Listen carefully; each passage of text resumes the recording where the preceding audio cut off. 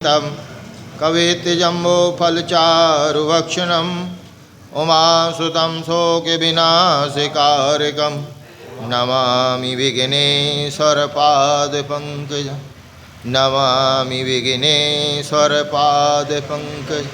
श्री गुरुचरण सरोज रज निज मन मुकुर सुधार वरनहु रघुवर विमल जस जो दायक फलचार। बुद्धिहीन तनु जानिके सुमरो पवन कुमार बल बुद्धि विद्या देहु मोहि हरहूँ कलेश विकार।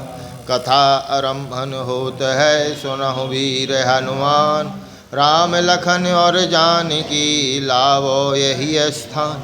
राम कथा के रसिक तुम भक्त राज मत धीर आय सुवासन लीजियो तेज पुंज कपिवीर। सियावर रामचंद्र जय जय राम कथा जय श्री राम कथा जय जय राम कथा जय श्री राम कथा। इसे श्रवण कर मिट जाती है जन्म जन्म की व्यथा। इसे श्रवण कर मिट जाती है जन्म जन्म की व्यथा।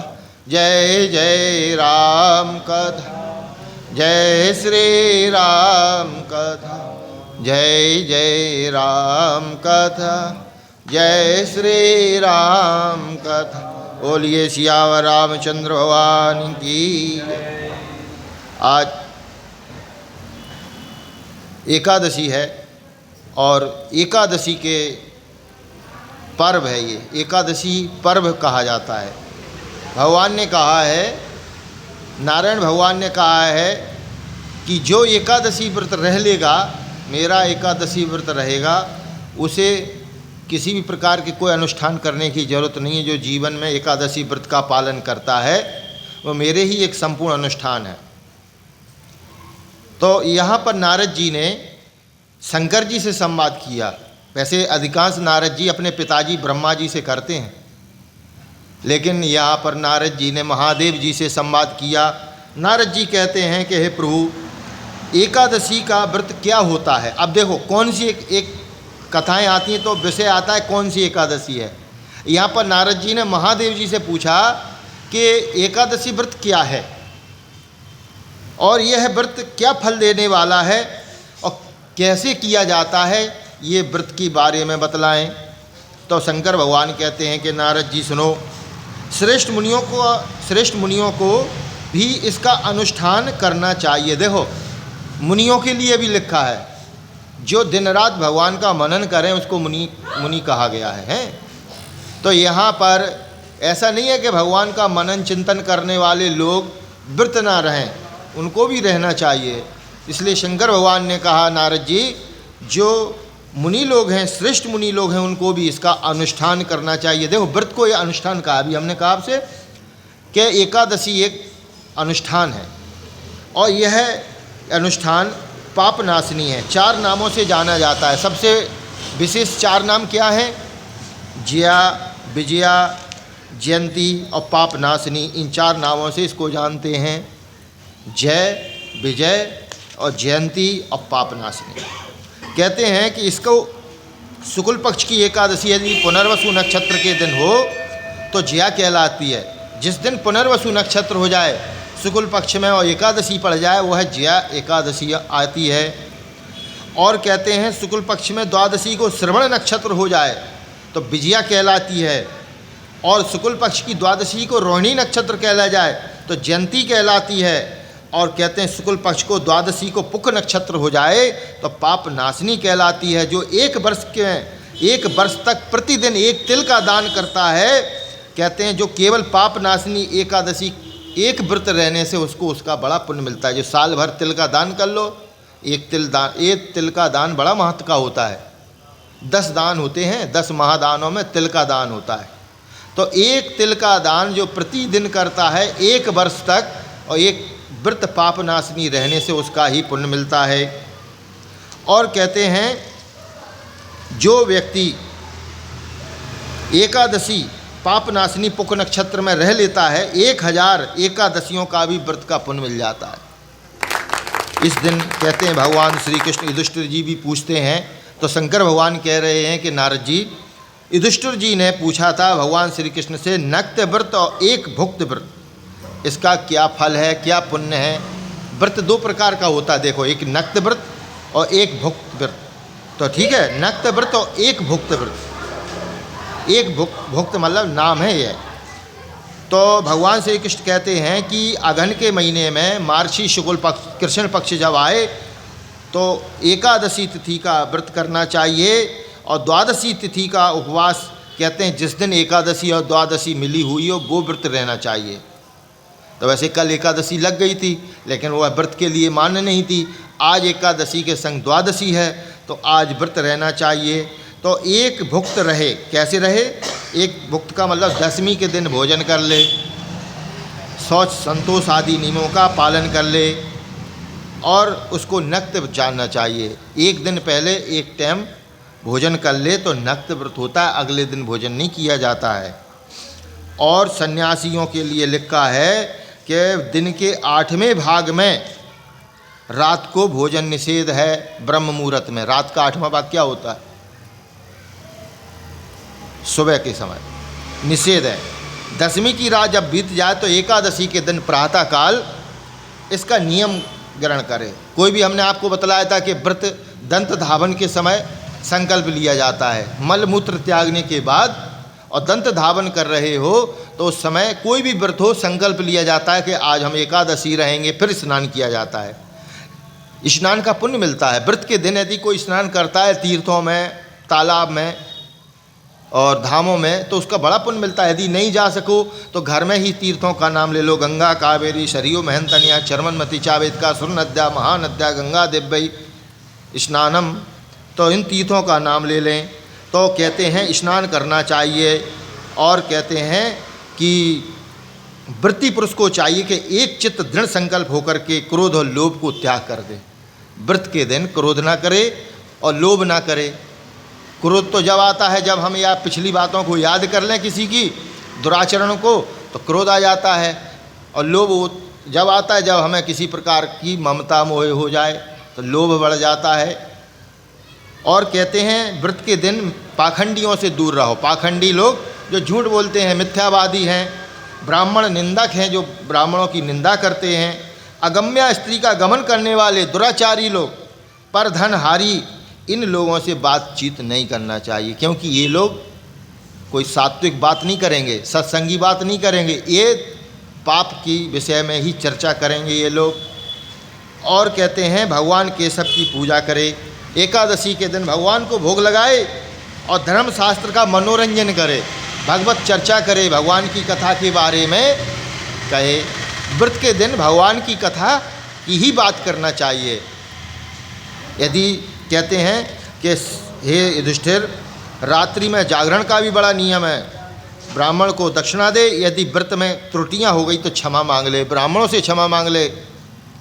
और कहते हैं कि शुक्ल पक्ष की और कृष्ण पक्ष की एकादशी में भेद नहीं करना चाहिए, दोनों बराबर होती। कई लोगों को हमने देखा है वो उजियारे पक्ष की एकादशी करते हैं, बोले हम कृष्ण पक्ष की नहीं करते हैं। भैया बार बार कथाओं में भी लिखा हो, दूध गाय काली हो या लाल हो या सफ़ेद हो, दूध तो एक ही रंग का आता है ना। तो इसीलिए चाहे कृष्ण पक्ष की एकादशी हो चाहे शुक्ल पक्ष की, पुण्य बराबर मिलता है। संक्रांति के अवसर पर 4 लाख दान देकर के जो प्राप्त किया जाता है वह एकादशी की 16वीं कला के ही बराबर नहीं है। सूर्य संक्रांति जब आती है महीने में 14, 15, 16 तारीख के मध्य में, उस समय जो संक्रांति पर दान करने से कितना 4 लाख, उसका पुण्य जो मिले, और वो पुण्य एकादशी की 16वीं कला के बराबर भी नहीं है। एकादशी का उपवास करने से केदार तीर्थ का पुण्य मिलता है, दोबारा जन्म नहीं होता है। वह व्यक्ति एकादशी करने वाले कभी गर्भ में नहीं आते हैं। पुनरपि जननम और पुनरपि मरणम नहीं होता है, भगवान उनको बार बार जन्म नहीं देते हैं। अब ये लिखा है कि वेदांगों से पारगामी विद्वान ब्राह्मण को गौदान करना चाहिए। गौदान का भी बड़ा पुण्य लिखा है। अब जीव कहते हैं रात को भोजन कर लेते हैं, उन्हें आधा पुण्य मिलता है एकादशी के दिन। यदि कोई दिन भर व्रत रहा और सायंकाल नहीं रहा गया और भोजन कर लिया तो वह आधा पुण्य मिलता है। तो नक्त व्रत इसको कहते हैं, नक्त व्रत। एक भुक्त एक दिन पहले भोजन कर लिया, अगले दिन व्रत रहे और जिस दिन व्रत है उसी दिन भोजन कर लिया तो नक्त व्रत हो जाता है, यानी कि आधा पुण्य मिलना। ठीक है, तो इस प्रकार से कहते हैं कि एकादशी का दिन भोजन ना करो तो अच्छा ही है। और युधिष्ठिर जी कहते हैं कि हे प्रभु, आपने हमें बतला दिया, अब हमको ये बतलाएं कि संसार में यह एकादशी पवित्र क्यों मानी गई है, इससे अच्छा व्रत कोई क्यों नहीं है, एकादशी क्यों भगवान को प्रिय है और देवता लोग क्यों एकादशी रहते हैं, एकादशी तिथि कैसे उत्पन्न हुई। अब यहाँ से कथा के विषय में है। तो भगवान श्री कृष्ण कहते हैं कि सतयुग में एक मुर नाम का दानव था जो रौद्र रूप धारण किए रहता था, विकराल था, जिसको देख करके देवता भी भयभीत होते थे।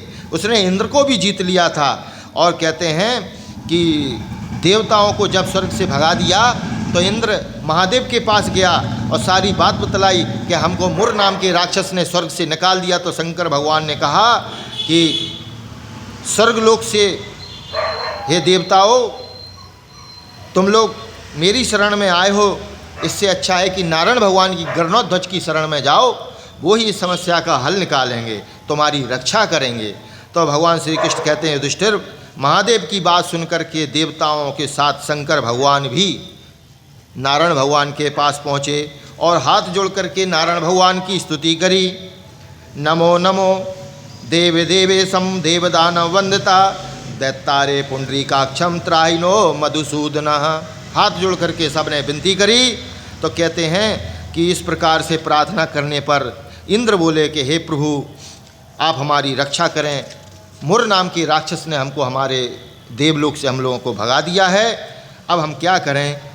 तो भगवान विष्णु कहते हैं कि वह दानव कैसा है, कैसा दिखाई देता है, क्या स्वरूप है उसका, उसके रूप के और बल के बारे में हमको बतलाएं, वह कहाँ रहता है। तो इंद्र ने कहा, हे प्रभु, पूर्व काल में ब्रह्मा जी के वंश में तालजंग नामक एक असुर उत्पन्न हुआ था और वो भी बड़ा भयंकर था, उसका ही पुत्र है मुर। मुर नाम का दानव बड़ा विख्यात है, बड़ा पराक्रमी है। चंद्रावती नाम से प्रसिद्ध एक नगरी है, उसमें वह रहता है। और कहते हैं उसने अग्नि, चंद्रमा, सूर्य, वायु सभी को उसने दूसरे ही बना दिए हैं। उसको अग्नि दूसरी बना दी है, वायु दूसरी बना दी है, अपने ही द्वारा उसने नए सूर्य उत्पन्न कर दिए हैं। और कहते हैं कि इंद्र की ये बात सुन करके भगवान को बड़ा क्रोध आया, क्योंकि ये जो सृष्टि है ये नारायण भगवान की रचाई हुई है। इन्हीं के सूर्य, चंद्र, वरुण, अग्नि, जल सब कुछ हैं। यदि इनका कोई त्याग करता है तो नारायण भगवान का अपमान होता है, इनका बड़ा सम्मान करना चाहिए। उस राक्षस ने अपने ही सब कुछ बना लिए। तो यह सुनकर के नारायण भगवान को बड़ा क्रोध आया और देवताओं को लेकर के चंद्रावती पुरी की ओर चल दिए। और भगवान विष्णु जब गए तो वह दैत्यराज को ललकारा तो वह उठ के खड़ा हो गया और क्रोध से उसके नेत्र लाल हो गए। और कहते हैं कि भगवान विष्णु ने जब उसको अपने बाणों से युद्ध छिड़ गया तो उसने सामना किया तो वह दानवों को दानव की जो सेना थी उनका भी सेना का वध कर दिया नारायण भगवान ने। युद्ध होते युद्ध के पश्चात कहते हैं कि दैत्य सेना छिन्न भिन्न होकर के नष्ट हो गई और भगवान वह राक्षस वहाँ से भयभीत होकर के कहते हैं भाग गया और वह राक्षस छुप गया। सारी सेना मारी गई। भगवान विष्णु थक गए थे तो बद्र का आश्रम चले गए। वहाँ सिंगावती नाम की एक गुफा है, वहाँ वह 12 योजन लंबी है। गुफा में जाकर के एक ही दरवाज़ा था। तो कहते हैं उस गुफा में भगवान प्रवेश कर गए और उसी गुफा में विष्णु भगवान सो गए। जब वह सो गए तो वह मुर नाम का राक्षस आया फिर और कहा अब मैं इनको मार डालूंगा। अब भगवान सो रहे हैं इस गुफा में। तो कहते हैं उनके पीछे लगा रहा, उस गुफा के पास पहुंच गया और गुफा में प्रवेश कर गया। भगवान सोते देख करके बड़ा हर्ष हुआ कि अब भगवान को मैं तुरंत मार दूंगा। यह सोच ही रहा था, निसंदेह मैं इनको मार डालूंगा। तो भगवान श्री कृष्ण कहते हैं, युधिष्ठिर, दानव इस प्रकार जब विचार कर रहा था तो भगवान सोते हुए शरीर से, विष्णु भगवान के शरीर से कन्या उत्पन्न हो गई। और कहते हैं कन्या जब प्रकट हुई तो बड़ी सुंदर थी, रूपवती थी, सौभाग्यशालिनी थी, अस्त्र शस्त्र धारण किए हुए थी। और भगवान के तेज अंश से जब उत्पन्न हुई तो कहते हैं युधिष्ठिर, दानवराज मुर ने जब उस कन्या को देखा, कन्या ने युद्ध का विचार करके दानव के साथ युद्ध करने की याचना की तो युद्ध छिड़ गया। वह युद्ध कला में निपुण थी। मुर नामक राक्षस जो महान था वह तुरंत राख का ढेर हो गया उस कन्या के युद्ध से। उस कन्या ने उसका वध कर दिया। कहते हैं वह धरती पर पड़ा। उस समय भगवान जाग गए। भगवान सो ही रहे थे, उनको पता ही नहीं पड़ा कि क्या हो गया। जब भगवान जागे और धरती पर उस राक्षस को मरा हुआ देखा तो पूछा, यह शत्रु इतना भयंकर था, किसने वध कर दिया इसका? तो कन्या बोली, स्वामी आपके ही प्रसाद से मैंने इस दैत्य का वध कर दिया। भगवान कहते हैं तुम कौन हो? तो तुम्हारे इस कर्म से तीनों लोकों में मुनि और देवता बड़े आनंदित हो गए, क्योंकि वही सब दुखी थे, मुनि लोग, देवता लोग, इंद्र इत्यादि सब लोग इस राक्षस से दुखी थे और तुमने इसका वध कर दिया तो पूरे ब्रह्मांड में आनंद छा गया। तुम्हारे मन में जैसी रुचि हो वर मांग लो कन्या, जो भी तुम्हारे मन में इच्छा हो, क्योंकि मैं तुम्हें वो वर दे दूंगा जो देवताओं को भी दुर्लभ है। तो कन्या जो थी साक्षात वह एकादशी ही थी। और कहते हैं वह जो कन्या थी साक्षात एकादशी ही थी। हे प्रभु, यदि आप मुझ पर प्रसन्न हैं, यदि कन्या बोली, तो मैं तीर्थों में प्रधान हो जाऊं, सारे विघ्नों का नाश करने वाली हो जाऊं, सबको सिद्धि देने वाली हो जाऊं। और जो लोग आप में और मुझ में भक्ति रखेंगे, उपवास करेंगे, कहते हैं सब प्रकार की उन्हें सिद्धि प्राप्त हो जाएगी। जो लोग नक्त व्रत, एक भुक्त व्रत करके मेरे व्रत का पालन करेंगे, जो लोग नक्त व्रत और भुक्त व्रत समझ गए, क्या एक दिन पहले खा लो, अगले दिन व्रत रहे, और जिनसे उसी दिन भोजन करने की इच्छा हो जाए तो हाँ, एक भुक्त कहते हैं, तो आधा पुण्य मिलता है। तो उनको धन, धर्म और मोक्ष प्रदान होता है। विष्णु भगवान कहते हैं, कल्याणी तुम जो चाहती हो वही होगा। तो इस प्रकार से भगवान श्री कृष्ण कहते हैं, युधिष्ठिर, ऐसा वर पाकर एकादशी बड़ी प्रसन्न हो गई। दोनों पक्षी की एकादशी समान कहलाई, इसलिए दोनों पक्षों की एकादशी जो शुक्ल पक्ष कृष्ण पक्ष की है, इनमें भेद नहीं करना चाहिए। द्वादशी के दिन कहते हैं यदि एकादशी सूर्योदय में हो, द्वादशी दिन में हो, रात्रि के अंत तक त्रयोदशी लग जाए, त्रिस्पर्शा एकादशी जो रह लेता है उपवास, कहते हैं 1000 एकादशी का पुण्य मिलता है। साल में 1-2 तो आई जाती हैं। ऐसा होता है सूर्योदय के समय एक घड़ी मुश्किल से दिन भर द्वादशी और रात्रि के मध्य में ब्रह्म मुहूर्त तक यदि त्रयोदशी लग गई तो त्रिस्पर्शा एकादशी होती है। 1000 एकादशियों के बराबर पुण्य मिलता है उसका। कहते हैं द्वादशी के दिन इसका पालन करने से। और ये बतलाया भगवान श्री कृष्ण कहते हैं कि जो व्यक्ति दूसरे दिन एकादशी के दिन प्रातः काल एकादशी को, कुछ लोग कहते हैं एकादशी कितनी देर रही, भैया एकादशी एक दंड के समान रहे तो वो उस दिन व्रत रहना चाहिए। ऐसा नहीं कि उदय तिथि दशमी थी, थोड़ी देर दशमी रही, दिन भर एकादशी, रात भर रही, तो वो एकादशी दशमी विद एकादशी व्रत योग नहीं होती है। एक दंड के समान, जैसे आपने एक दंड पकड़ लिया और छोड़ दो तो दंड गिरने में कितना समय लगता है, 1 सेकेंड का 10वां हिस्सा। उतनी देर यदि एकादशी सूर्योदय के समय है तो वह एकादशी रहने योग्य है, उसका ही पुण्य मिलता है। और जो मनुष्य एकादशी का उपवास कर लेता है बैकुंठ धाम में जाता है, साक्षात गरुड़ध्वज को प्राप्त होता है। जो मानव हर समय एकादशी का पाठ करता है या कथा सुन लेता है, 1000 गौदान का पुण्य मिलता है। जो दिन रात भक्ति पूर्वक इस महात्म को श्रवण कर ले, निसंदेह ब्रह्म हत्या जैसे पापों से मुक्त हो जाता है। एकादशी के समान पाप नाशक व्रत दूसरा कोई नहीं है। बोलिए नारायण भगवान की। कदा विसर्जन होते हैं सुनो वीर हनुमान, राम लखन और जानकी सदा करहु कल्याण, सियावर रामचंद्र की जय। उमापति महादेव की, सुत हनुमान की, तुलसीदास की जय। बोलो भाई सब संतन की जय। जय सीताराम।